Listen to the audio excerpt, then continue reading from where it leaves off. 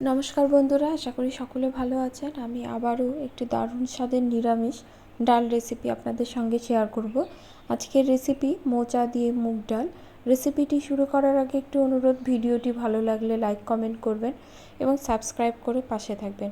পাশে থাকা বেল আইকনটি কিন্তু অবশ্যই প্রেস করবেন।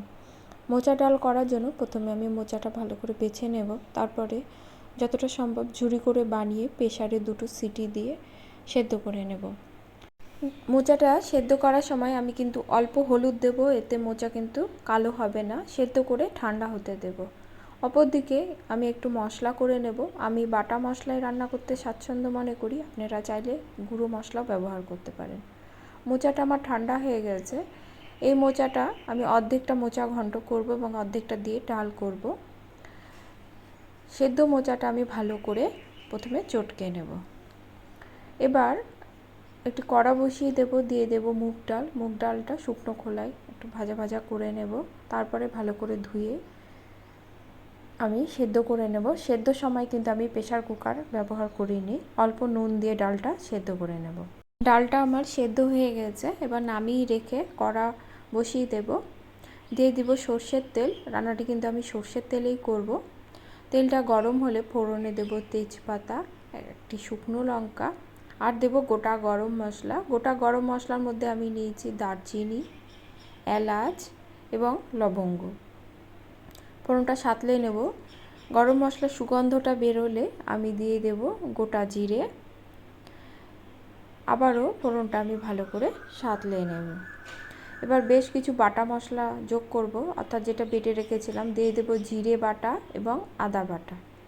এখানে আপনারা চাইলে জিরে গুঁড়ো ব্যবহার করতে পারেন, তবে জিরে গুঁড়োটা দেবার আগে জলে ভিজিয়ে তবেই দেবেন।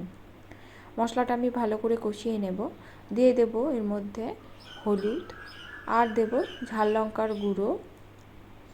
ঝালটা আপনারা আপনাদের টেস্ট অনুসারে কিন্তু যোগ করবেন। অল্প করে জল দেব এবং মশলাটা ভালো করে কষিয়ে নেব। এই মশলা কষানোর ওপরই কিন্তু ডালের টেস্টটাও নির্ভর করছে।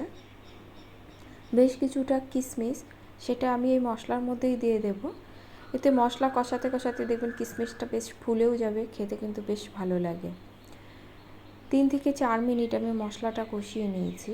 এবার আমি এতে দিয়ে দেব ছোটো চামচের 1 চামচ, অর্থাৎ চা চামচের 1 চামচ হিং, আর দিয়ে দেব স্বাদ অনুসারে নুন।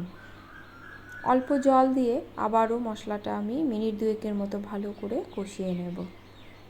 মশলা কষাতে দেখবেন একটা সুগন্ধ বেরিয়েছে এবং তেল ছাড়তে শুরু করেছে। সেই পর্যায়ে আমি সেদ্ধ অর্থাৎ চটকে রাখা মোচাটা যোগ করব।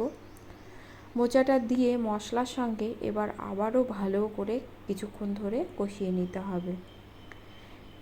রান্না সব সময় ধীরে ধীরে করাই ভালো, এতে রান্নার টেস্টও ভালো আসে এবং কালারটাও কিন্তু ভালো আসে। ঢাকা দিয়ে দিয়ে মশলাটা আমি কষাবো, অর্থাৎ মোচাটা আমি কষিয়ে নেব।